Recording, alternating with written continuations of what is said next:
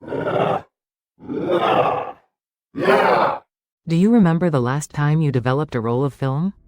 Probably not, but there was a time when Kodak was synonymous with photography. It was the brand that captured your memories, the one that allowed you to save moments forever. But what happened to the yellow giant? How could it fall so dramatically? And is it true that its founder made a pact to achieve success?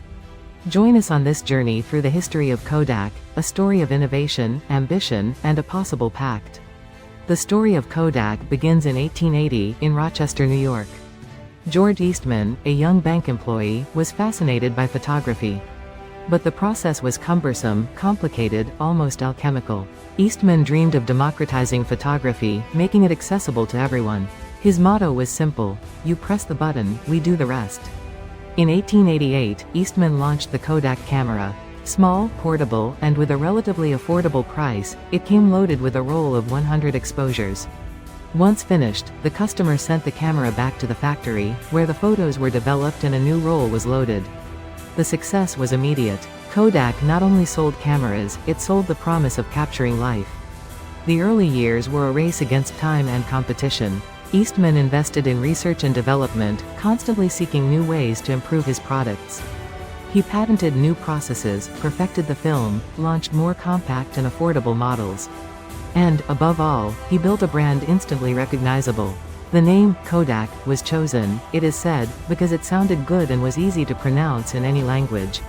The 1900s saw the consolidation of Kodak as the undisputed leader in the photographic market. Its cameras were sold worldwide, its films were preferred by professionals and amateurs. Eastman became a philanthropist, donating millions of dollars to educational and health institutions. Kodak was synonymous with progress, innovation, and the promise of a better future. But the real revolution came with the Brownie camera in 1900. Priced at just $1, the Brownie put photography within reach of anyone. Children, housewives, workers, everyone could afford the luxury of capturing their memories. The Brownie was not just a camera, it was a tool of empowerment. For decades, Kodak dominated the market with hardly any competition. Its products were synonymous with quality and reliability. The brand became a cultural icon, omnipresent in everyday life. Kodak was the camera you took on vacation, the one you used to document the growth of your children, the one that allowed you to relive special moments again and again. But in the 1970s, something began to change.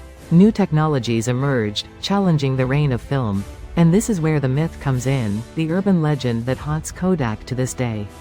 It is said that in the 70s, a Kodak engineer invented the first digital camera.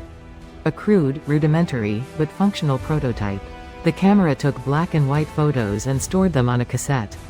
The engineer, Steve Sasson, showed his invention to Kodak executives. And this is where the story diverges. According to legend, Kodak executives did not see the potential of the digital camera. They were too focused on their core business, film. They feared that digital photography would cannibalize their sales, that it would destroy their empire. So, supposedly, they decided to archive the project, put it in a drawer, and wait for the novelty to pass. Is it true? Is it an urban legend? The truth is that Kodak patented the digital camera technology, but did not develop it commercially aggressively.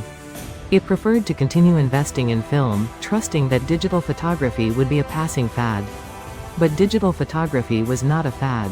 It was the future. And Kodak, clinging to the past, was left behind. Other companies, such as Sony and Canon, took the lead, developing increasingly sophisticated and affordable digital cameras. In 2012, Kodak filed for bankruptcy. The yellow giant, the king of photography, was in ruins. It was a hard blow for the city of Rochester, which had depended on Kodak for generations. Many blamed the company's management for their short-sightedness, for not having been able to anticipate the future. Others argued that Kodak simply could not compete with the new technologies. Today, Kodak still exists, although in a very different form. It is mainly dedicated to commercial printing and imaging technology. It has lost its place as the leader in the photographic market, but its name is still recognized worldwide. What can we learn from the story of Kodak? Perhaps that innovation is crucial, but adaptation is even more so. That clinging to the past can be dangerous, even fatal. And that, sometimes, urban legends have a grain of truth. And going back to the pact, did it really exist? Was George Eastman a visionary or A man who sold his soul for success? We will never know for sure. But the story of Kodak reminds us that success can be fleeting and that the future is always uncertain. Because sometimes, behind a simple logo, there is a whole story that few know. Did you like this story? If you want to discover more myths and legends of famous brands, subscribe to our channel. And tell us in the comments which brand you would like us to analyze in the next video.